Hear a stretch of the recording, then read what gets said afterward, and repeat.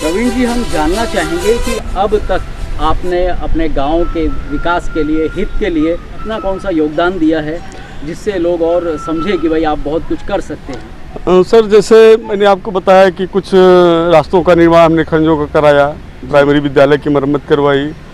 लगभग सैकड़ों ration card ऐसे पड़े थे जिनका पैसा कोटेदार लेके बैठे हुए थे, उन पर दबाव डालकर उनका राशन कार्ड कंप्लीट कराया। बहुत से पेंशन कई लोगों की लगवाई। लेकिन उस चूँकि जंग थी उस समय, किसी के हाथ से प्रधानी छीन के करना तो आसान होता नहीं है, और छीनने के बाद भी आसान नहीं होता करना। तो उस भागम भाग में कुछ लोगों का काम पेंडिंग रह गया। जैसे कुछ लोगों का राशन कार्ड, क्योंकि सर हम इतने पैसे वाले तो नहीं हैं कि किसी का राशन कार्ड हम पैसा लगा के बनवा पाएंगे, या किसी का पेंशन, जो पेंशन में थोड़ा खर्च आता है 100-200 का, उसको हम अपने जेब से कर पाएंगे। क्योंकि एक व्यक्ति हो तो हम कर लें जी, कई व्यक्ति हैं। चूँकि पूरी की पूरी ग्राम सभा उसी स्थिति में है। तो कुछ लोगों का, 2-4 लोगों का राशन कार्ड जो हमको पैसा दे गए थे 100 रुपये, 150 रुपये, 200 रुपये, उनका रह गया। ऑनलाइन कराए, फिर उसी में लॉकडाउन लग गया और फिर बीच में बहुत सारी समस्याओं से वो काम पेंडिंग में रह गया। 8-10 लोगों की पेंशन रुक गई जिनका हम नहीं करा पाए आज तक। जो हमको खर्च दिए थे ऑनलाइन के लिए, कोई 200, कोई 150, कोई 100 रुपये, जिसका जो था, जो जिसके पास था, तो वो ऑनलाइन तो हम कराए, लेकिन उसी समय हो गया लॉकडाउन, तो वो भी हम नहीं करा पाए। तो ये कुछ कमियां हमसे रह गई जो आगे आप आने वाले चुनाव में अगर अवसर मिलता है तो जी नहीं, अवसर मिलता है तब भी, नहीं मिलता है तब भी। क्या बात है, ये बहुत बड़ी बात आपने कही। हाँ, अवसर मिलता है तब भी सर, नहीं मिलता तब भी। कराना तो हमको है, चूँकि वो हमको हमारे ऊपर विश्वास किए ना सर, तो हम विश्वास जब किए हैं तो उनके साथ तो धोखा नहीं कर सकते जी। यही एक सच्चे समाज सेवक की पहचान है कि आपने जो बात कही है, कई बार बड़े बड़े नेता भी नहीं बोल पाते हैं कि आपको अवसर मिले तब भी, ना मिले तब भी, लेकिन आपको करना ही है जी। ये एक विश्वास जगाता है लोगों में, और हमें भी उम्मीद है कि जरूर आपको ये अवसर मिलेगा जी। तो चलिए अब बढ़ते हैं। अब जानना चाहेंगे कि इस गांव से इतना लगाव आप क्यों महसूस करते हैं? अब सर, हम तो ये समझते हैं कि दुनिया का तो नहीं, लेकिन हिंदुस्तान का हर व्यक्ति अपनी मातृभूमि से लगाव रखता है, क्योंकि उसकी पहचान तो हिंदुस्तान से है। वो दुनिया से, हिंदुस्तान से बाहर जाए तब भी है तो मातृभूमि से ही पहचान उसकी। तो आपका जन्म यही हुआ है? जी, मेरा जन्म स्थान यही है जी। अब ये थोड़ा सा एक वो था कि चूँकि ननिहाल में हमारे मामा जी के कोई संतान नहीं थी जी, तो बचपन से ही वो हमको अपने पास रखे। किस जगह? ये कुंडा तहसील में मनगढ़ के पास में एक काजीपुर कुसेबर ग्राम सभा है। तो आपकी पढ़ाई लिखाई कहाँ से पूरी? सर, हमारी पढ़ाई तो अपने गांव वहीं ननिहाल से प्राइमरी हुई 5 तक जी, और उसके बाद चूँकि हमारे मामा श्री चंद्रकिशोर तिवारी, जो आज इस दुनिया में नहीं है, वो इंटर कॉलेज संग्रामगढ़ में अध्यापक थे जी, तो उन्हीं के विद्यालय से हुई इंटर तक। इंटर के बाद हम चले गए काला काकर डिग्री कॉलेज, वहाँ से पढ़ाई की। उसके बाद एमए किया हमने प्राइवेट जी और भी कई डिग्रियां हमने ली जी। तो रहना तो था वहाँ, ननिहाल में गद्दी भी मिली है हमको, रहते भी वही हैं। लेकिन अब चूंकि मातृभूमि है तो अपनी मातृभूमि को तो छोड़ा नहीं जा सकता। और 17 में मामी हमारी एक्सपायर कर गई, तो वो पूरा खाली हो गया, वहाँ कोई रहने वाला नहीं। हमारा परिवार यहीं रहने लगा माता पिताजी के साथ, क्योंकि पिताजी की उम्र हो गई, माँ की भी उम्र हो गई जी। तभी लगता है कहीं ना कहीं हमें लगा कि एक गांव में रहने वाला युवक, उसकी सोच इतनी अलग क्यों है और इतनी प्रोग्रेसिव क्यों है। तो कहीं ना कहीं कुंडा का भी हमारे देश में बड़ा नाम है, और साथ ही साथ काला कांकर इतिहास में भी प्रसिद्ध है जी, और साहित्य की दुनिया में भी वो जाना जाता है जी। तो कहीं ना कहीं आपको लगता है कि ये अलग अलग जगह का अनुभव नहीं, अनुभव फिर हम जिस माहौल में रहे हैं वहाँ ऐसी गंदगी नहीं है जी। लोगों की समस्या से झेलना नहीं है कि लोग निकले कैसे जी, ठीक। तो हम वहाँ रहे हैं तो हमको वही पसंद आया ना जी। तो वही हम यहाँ भी करना चाहते हैं कि यहाँ भी लोग सुकून से रहें, कोई डराने वाला ना हो, कोई धमकाने वाला ना हो, कोई शोषण करने वाला ना हो। चूँकि हर जगह आज लेबर वर्क ज़्यादा है, हर जगह है, नहीं तो दुनिया विकास हो ही नहीं सकता अगर लेबर न रहे तो लेबरों का शोषण हमारे यहाँ बहुत हुआ। तो आपने अपनी बात को जनता को समझाने के लिए जी क्या प्लान बनाया, क्या सोचा है, कैसे आप अपनी बात समझाएंगे जनता को?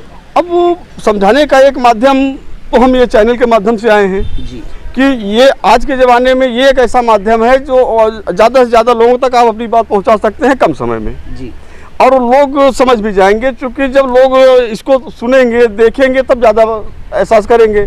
गांव में आप किसी से कहेंगे तो दूसरा आएगा यार ये क्या है, क्योंकि ये पिछड़े इलाके में हम हैं। जिस गांव में आज रास्ते ना हो उसको पिछड़ा ही कहा जा सकता है। जिस गांव में लोग शोषित हों, डरे हुए हों, वो बहुत आगे तो नहीं हो सकता, पिछड़ा इलाका ही है। और हमारे पास कुछ ऐसे डॉक्यूमेंट्स हैं जो ये सिद्ध करते हैं कि यहाँ दया नाम की चीज़ नहीं है, ऐसे लोगों में जो जिम्मेदार व्यक्ति हैं। जैसे अभी पिछले साल मार्च से लॉकडाउन लगा, पूरा भारत बंद था, क्या ये कहा जाए कि पूरी दुनिया बंद थी। जी बिल्कुल, बहुत बड़ी एक त्रासदी थी। हर व्यक्ति ये चाह रहा था, मतलब जिसके पास भी जो था दूसरे की मदद के लिए तैयार था। जी, शहरों से भी काफी मजदूर भाग के आए थे। मजदूर आए भाग के। भारत सरकार ने भी कहा कि इनको नरेगा में काम दिया जाए। जी हाँ, जैसे इनका तो जीवन यापन चले जब तक ये समस्या ना खत्म हो। ऐसे समय में जो हमारे गांव के लोग मजदूरी किए नरेगा में, उन लोगों का शोषण करके ऐसे लोगों के खाते में पैसा। बड़ी आहत की समस्या हमारे लिए ये है कि आज हमारे यहाँ जो भी लेबर वर्ग है उनका शोषण किया जाता है, और जो वो विरोध भी नहीं कर सकते, क्योंकि वो डरे रहते हैं, सहमे रहते हैं, कब किसके साथ मारपीट कर ली जाए, कब किसके साथ कौन सी बदतमीजी कर दी जाए, कोई नहीं जानता। तो ऐसी स्थिति में लोग काम तो करते हैं लेकिन पैसा नहीं पाते, शांत रहते हैं। तो अभी जो त्रासदी का समय आया 2020, इस त्रासदी के समय में हमारे यहाँ काम चला नरेगा का, शायद ना चलता, लेकिन चूंकि भारत सरकार का विशेष दबाव था कि इन लोगों को नरेगा से काम दिया जाए, इससे कि इनका जीवन चले। तो जो भी लोग हमारे यहाँ काम किए, लगभग 25-26 लेबर हमारे यहाँ काम किए, लगभग 1.5 महीने के आसपास। जी, मतलब मनरेगा में काम कर, मनरेगा में उन्हें पैसे मिलते थे, जिसकी बात कर रहे हैं आप। हाँ, तो मनरेगा में जो लोग काम किए उनके खाते में संपूर्ण पैसा ना जा करके, ऐसे 10 से 12 लोग ऐसे हैं जो कभी काम किए ही नहीं, अपने घर में नहीं करते तो गांव में मनरेगा में काम क्या करेंगे। जी। तो उनके खाते में पैसा चला गया, और आज भी लोग त्राही कर रहे हैं कि सर मेरा पैसा मिलना चाहिए। कहीं आप ये सिर्फ ऐसा तो नहीं कि सुनी सुनाई बात कुछ बता रहे हैं, क्या इसके साक्ष्य में कोई? जी, मैं कोई भी बात सर ऐसे नहीं करता, क्योंकि मेरे पास साक्ष्य है। मैं आपको उन लोगों के नाम भी बता रहा हूँ, और कितना पैसा ले गए हैं कौन, वो भी हम आपको दिखाना चाहते हैं कि हमारे गांव के आम लोग भी जाने, पूरी जनता ग्राम सभा जाने कि हो क्या रहा है हमारे ग्राम सभा में। और ये आज से नहीं हो रहा है, निरंतर होता चला आ रहा है।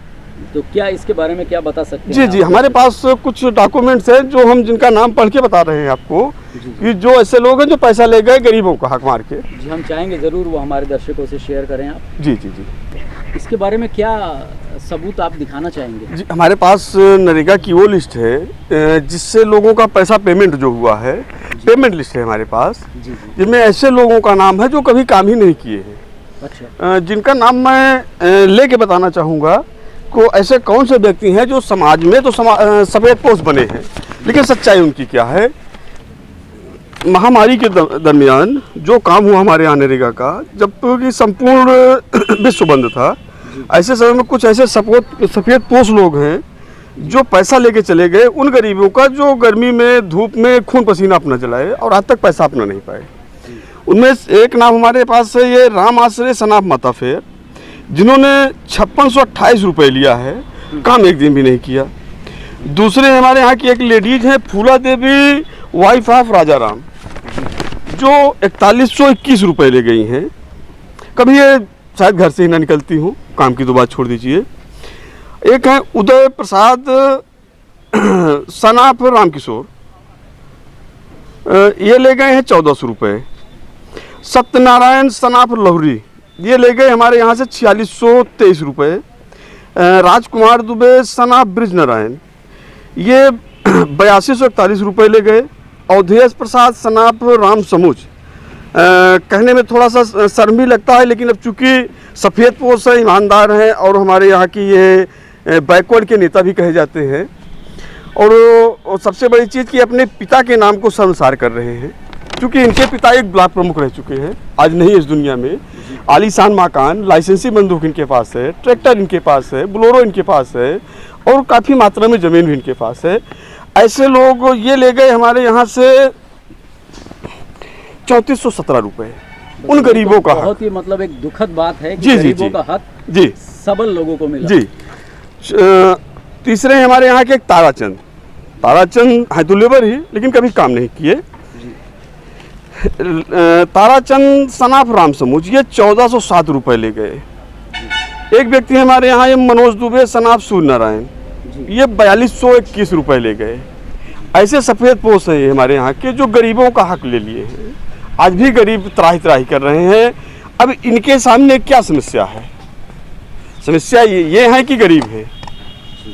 अब इसका निर्णय तो जनता करेगी। मैं इसको जनता के सामने रखना चाहता हूँ, अपनी ग्राम सभा के सामने, अपनी ग्राम सभा के उन लोगों के सामने जो आज भी त्रासदी का जीवन जी रहे हैं। निर्णय वो लेंगे कि करना क्या है। अब तो क्या इस बारे में संबंधित विभाग को कोई ज्ञापन दिया गया है, कोई कंप्लेंट दी गई है? ज्ञापन तो अब मान के चलिए कि एक लंबी प्रक्रिया चली हमारे यहाँ जी। सरकारी विभाग क्या है ये लगभग सभी जानते हैं जी। लाख प्रयास कीजिए कोई विकल्प नहीं निकलने वाला, क्योंकि हम शिकायत करेंगे वाला पैसा दे देगा।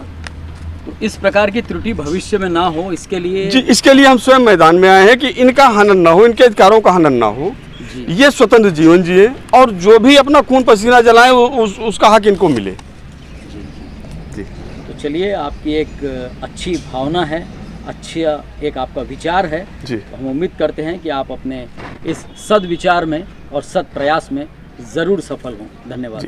धन्यवाद सर।